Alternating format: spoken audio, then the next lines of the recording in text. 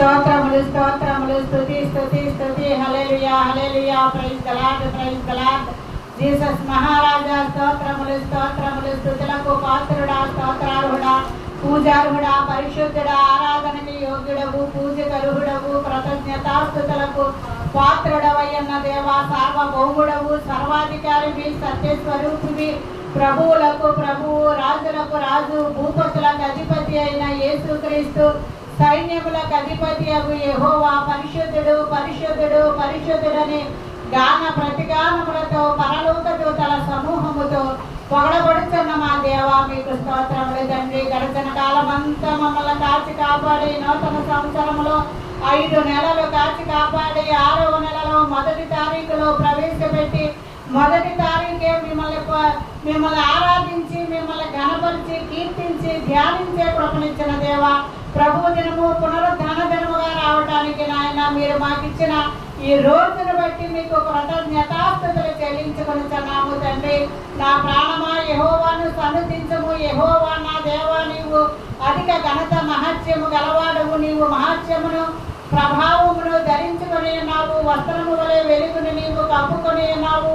తెరను పరిచినట్టు ఆకాశ విశాలమును నీవు పరిచి ఉన్నావు. జలములలో ఆయన తన గదుల దూలములను వేసి ఉన్నాడు. మేఘములను తనకు వాహనముగా చేసుకుని గాలి రెక్కల మీద గమనం చేయించున్నాడు. వాయువులను తనకు దూతలుగాను అగ్ని జ్వాలలను తనకు పరిచారకులుగాను చేసుకుని ఉన్నాడు. భూమి అన్నిటికీ కదలకుండానట్లు ఆయన దానిని పునాదుల మీద స్థిరపరిచెను. దాని మీద అగాధ జలములను నీవు వస్త్రముల వలె కప్పితివి. కొండలకు పైగా నీళ్లు నిలిచెను. నీవు గద్దింపగానే అవి పారిపోవును. నీ ఉరుము శబ్దము విని అవి త్వరగా పారిపోవును. నీవు వాటికి నియమించిన చోటికి పోవుటకై అవి పర్వతములకెక్కెను పల్లములకు దిగెను. అవి మరలి వచ్చి భూమిని కప్పక ఎండినట్లు అవి దాటలేని సరిహద్దులను నీవు వాటికి నియమించినవి.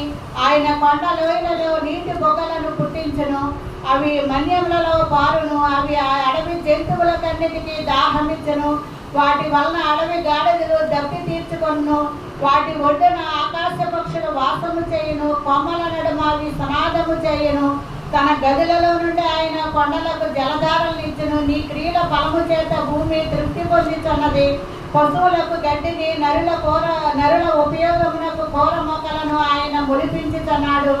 అందుమూలమున భూమిలో నుండి ఆహారమును నరుల హృదయమును సంతోషపెట్టు ద్రాక్షరసమును వారి ముఖములకు మెరుగునిచ్చు తైలమును నరుల హృదయములను బలపరచు ఆహారమును ఆయన పుట్టించుచున్నాడు. స్తోత్రములు స్తోత్రములు.